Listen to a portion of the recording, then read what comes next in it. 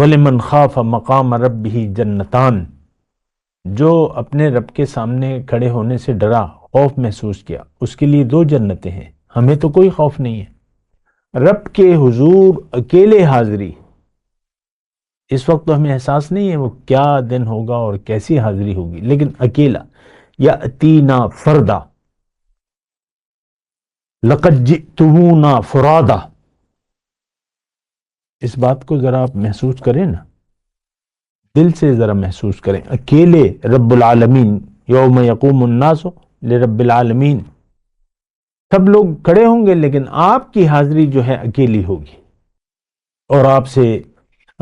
پھر ثم لتسألن یومئذ عن النعیم،